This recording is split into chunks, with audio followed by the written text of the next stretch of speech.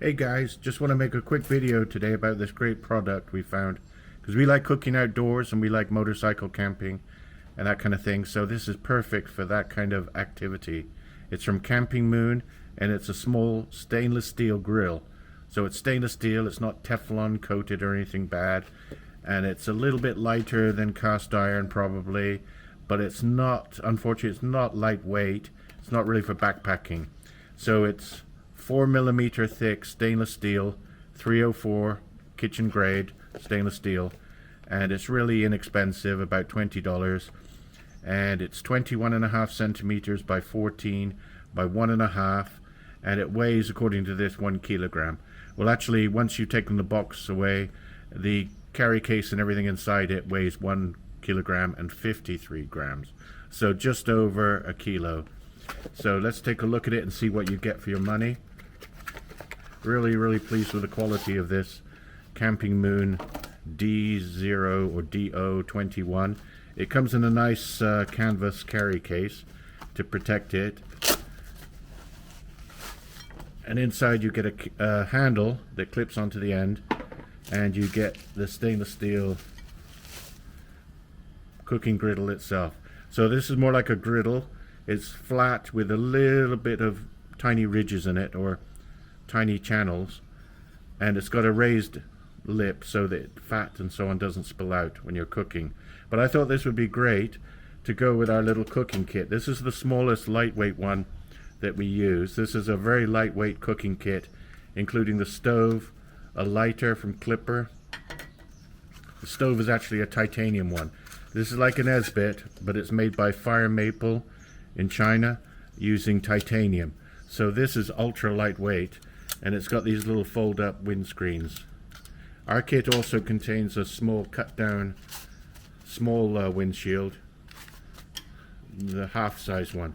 So this little aluminium windscreen and everything fits inside this little bag with the titanium stove. So I thought, well, this will work with that. Let's take a look how this looks.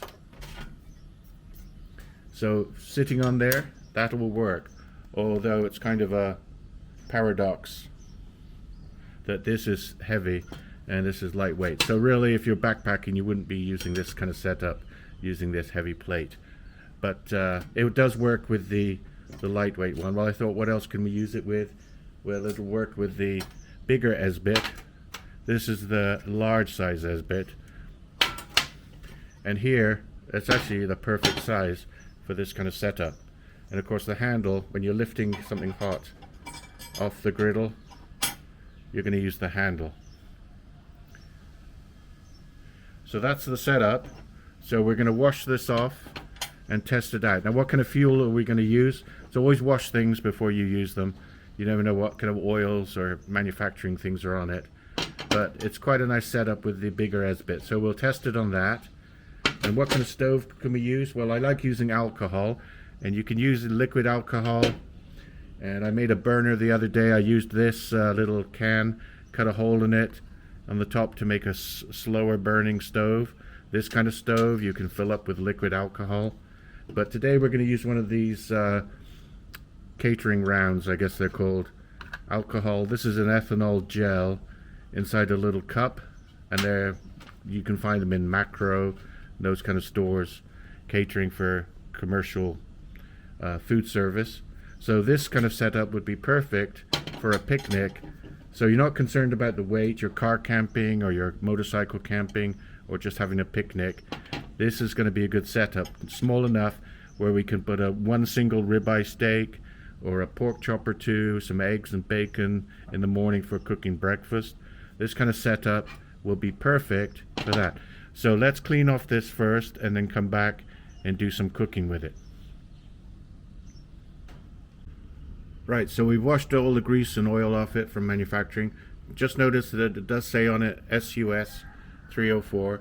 SUS 304 is kitchen grade, food grade stainless steel. So that's what most stainless steel pots and pans should be made of, is 304 stainless steel. And one word of caution about using alcohol like this methanol and these alcohol gels is the flames are invisible for the most part. Unless you put a sprinkling of salt in it, then it will show up. but it'll be colorless, and you might not even know it's a light. So whenever you're playing with these kind of burners, be very, very careful, especially the liquid, which can spill and go out everywhere, and then you don't know when it's on fire, you can burn yourself. So always test this. If you think it's burning and you're not quite sure, you can check with the back of your hand, which is more sensitive to heat, to test. So let's go ahead and light this up. Light this gel up, and I think that's a light, and it is. You can just see a yellow flame with the gel, and we'll go ahead and put this on. Don't need to handle it. Oh, and I better spray a little bit of cooking oil. So I've got this canola spray just to give it a light oiling. And what are we going to cook? Well, just quickly, we found in the fridge, we found a pork chop, or a boneless pork steak. So we're going to cook that up using this. The heat, I can already feel a lot of heat coming off that. So let's give it a minute or two to warm up before we put the pork chop on. And this is really quite impressive. I like this. I think it was about $20 US, or about 25 to 30 Canadian dollars. And so far, without testing it already, I think I'm going to like it, because this will be perfect in the morning to cook a little bit of bacon, a couple of eggs, and stainless steel, although they say it's not non-stick, if you season it correctly with lots of coats of oil and use different oils like butter and so on, it actually can be very non-stick. You just have to know what you're doing. And of course, it's way better than having anything with Teflon in it, which is poisonous to the body. And it's one of those forever chemicals that you want to keep away from, non-stick Teflon things. Anyway, it's probably getting pretty hot there. I can feel the heat coming off. Let's go ahead and put this steak on and give it the sizzle test. Oh yeah, that's sizzling away. So alcohol rounds, if you can find these gel rounds or these little ones in the foil, like the Japanese ones that are blue colored, they are actually perfect for picnics because they burn. Well, this one is a large one. This will burn for 45 minutes. The smaller ones, they'll burn for about 20 minutes. And that way you've got a dose of alcohol for burning, and you don't need to carry the liquid. The liquid's okay, but then you've got the risk of spilling it and contaminating things, because methanol is also a poison. So the labels kind of got blurred on this, but it did say poison, because methanol is something you can't drink or ingest. So yeah, as you can see, actually stainless steel is non-stick. There's no sticking with this if you spray it with oil first. And if you're doing eggs, I know eggs are the worst things to cook for sticking, but I like to mix some spray oil with some butter next, and that will make eggs non-stick. We take a look at the flames. The flames are really quite strong on these. Alcohol rounds. Oh yeah. That's a really fierce flame going there.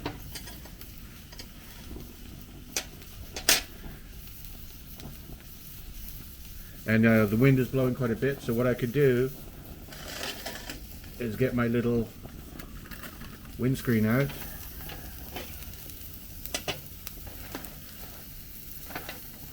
and put the windshield around it.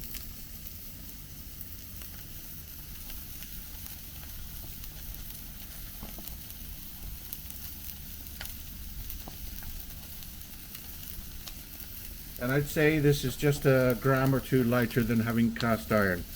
Cast iron's good too. I really like cast iron cooking outdoors, but of course it's very heavy. So this is not super light, it's not ultra light titanium or anything, but for what we're going to use it for, picnics and so on outdoors, where you're not worried about weight, you're coming by motorcycle or car or van life or glamping, this would be an ideal setup. You've got the Esbit stove, the large Esbit stove this is. Now it will work with the small ones. I could put that alcohol burner inside the little fire maple one, but then I'm mixing lightweight with heavyweight, which is probably not what you're going to be doing. If you're going lightweight, you're going lightweight. If you're going heavyweight, you're going heavyweight. But we'll give this a few minutes to cook through, and then we'll give it a tasting.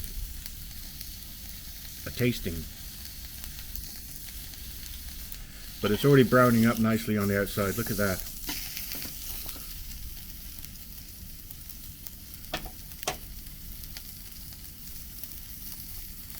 And I like the raised edge, the lip around the edges. That's going to keep any grease and so on that renders down, especially with bacon. With bacon you'll end up with a big pool of oil if you're not careful. But this will keep that in. Sausages would be good with this. Sausages, bacon, pork chops, steaks. Could do a ribeye steak next.